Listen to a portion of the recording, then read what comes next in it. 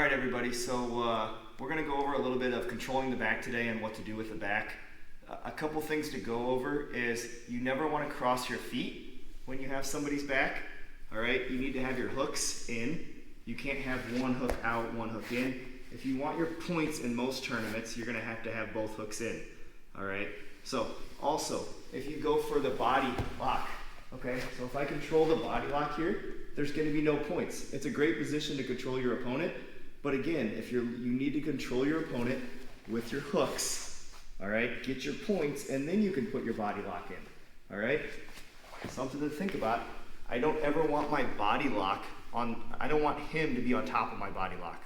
So if I sit back and I put my body lock in, right, and I have my hook here, I don't want Brandon to turn me over and be on top of my body lock. This gets me foot locked, it traps me, it allows him to escape.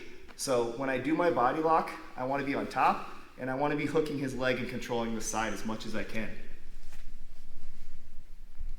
So another thing is, if Brandon goes belly down, all right, and he goes flat, all right, a lot of people don't know this, but a downed opponent like this, all right, is back mount, all right?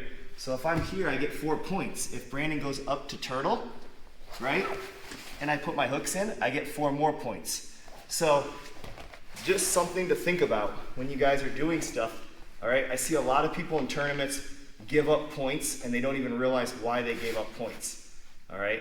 And if you're gonna do something, you wanna make sure that you're not hurting yourself in the process. You know, like a lot of people, especially wrestlers, go belly down and will give up that free 4 points and not even realize it.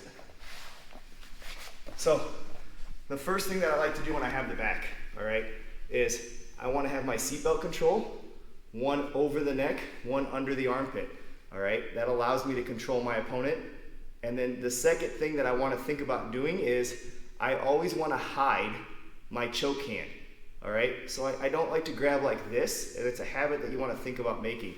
If I grab this side, all right, and then Brandon decides to fight my hand, which hand is he going to typically fight? He's going to fight the one closest to him. So I just eliminate the ability to choke him when I put that hand on top, all right? So I like to have the hand in the armpit on the top of the choke hand. That way when he starts to fight, right, I have the ability to now attack his neck when he breaks the grip. When I start to get into the lapel, the big thing that I want to do, I see a lot of people like feed the bow choke right here, all right? And I want to get the bow choke as tight as possible. I want him to be choking before I ever do anything. So I'm gonna open the lapel, all right? And I'm gonna feed my thumb. Now look how much difference it is like right here, okay? Compared to if I grab like this. I don't have the same leverage, all right? So when I lock this in, you can get the submission just by feeding this, watch. Okay, so the biggest thing is setting your grip correctly from the beginning, and everything else will be easier. So I want to feed this up as deep as I can and pull all the slack out, all right? So we're going to leave it loose for Brandon right now.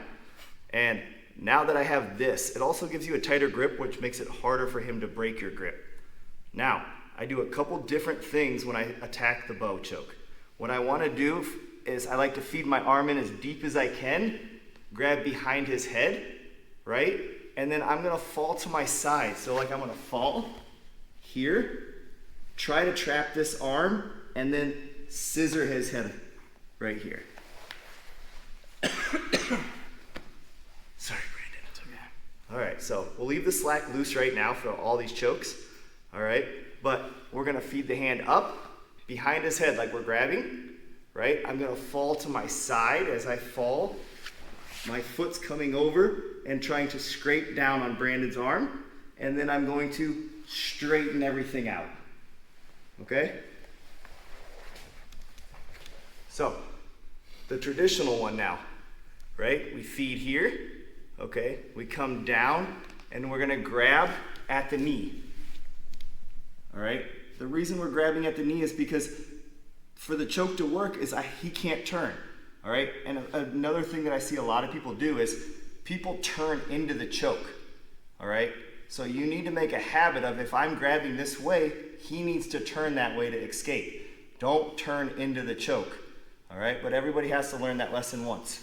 So I grab the knee, right? And as I fall down, a big mistake I see a lot of people do is they pop this elbow up as they fall backwards. So when I fall backwards, right?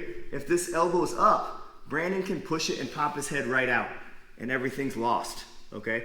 So as I fall down, I always want the elbow bit down behind his shoulder, okay?